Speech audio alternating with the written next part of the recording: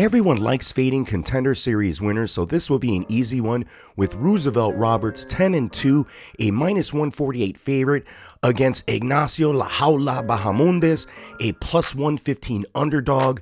This will be a battle of some tall lightweights, as each guys are also over 6 feet tall.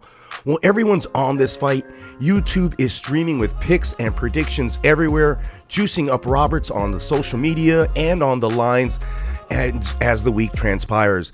If you're on Roberts, it may be a good thing to clock your bet in now. I can go on and do my usual statistical and skill analysis here, but I had Robert boxed earlier this week. But I'm really thrown off because everyone is really backing Roberts hard.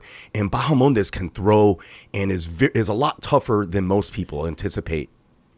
We haven't had a lot to see from Ignacio Bahamondes except that match against Makdessi. And I think everyone's underselling both their performances. Makdessi is a pure MMA striker and a good one at that.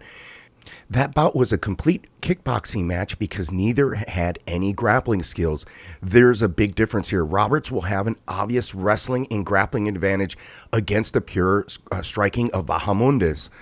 But will Roberts be able to close that distance? How good is Bahamondes' get-up game and how good is his counter grappling? We don't know these things still.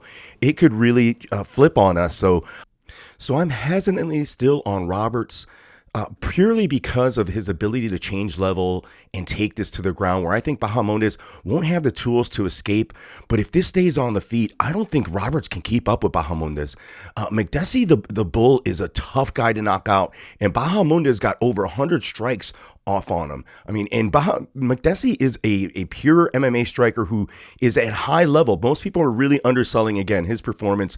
The guy can bring it, and he's very good at striking, and Bahamondes stood in there. He got beat up. Sure, he got pieced up, but 100 strikes on him where Roberts going to be an easier, bigger, less of a moving and hitting target because Robert really doesn't throw enough to win a 3-round bout at the pace that Bahamondes throws. If Robert comes in with a well-fashioned game plan that is grappling heavy, this can be a lackluster affair where he just controls Bahamondes positionally but does little damage and doesn't really attempt any form of submission or striking. Yeah, I seem to be flip-flopping on this one. I'm confused, which means that maybe I should just pass on this. It maybe is a dog or pass for me. I'm not certain yet. I had it boxed, but I do change my mind. Right, my gambling buddy Joey is on Bahamondes. Clint is on Bahamondes as well. Lock of the night is on Roosevelt Roberts. It really is going to come down to Roberts' ability to get a takedown and possibly submit him. Otherwise, he's going to get pieced up. I'll say this. Roosevelt Roberts is no longer one of my parlay legs pieces. I was going to put him somewhat as not necessarily as a lock. If I put you in a parlay piece, that means that you're well valued and I anticipate you on winning.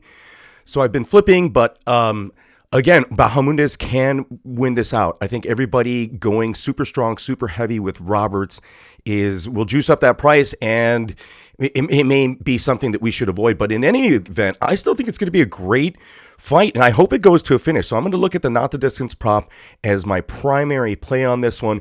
And you know me, I'm going to choose a fighter, and I'm going to choose them by finish because that's what I choose. So everyone, please like and subscribe. Hit me up in the comments section. I don't get much response from anyone, and this is tough work to do without any interaction. But then again, it's all fun and games. It's all for edutainment. So have a good weekend. I'll try to bust a couple more of these out if possible. Like and subscribe. Thank you very much.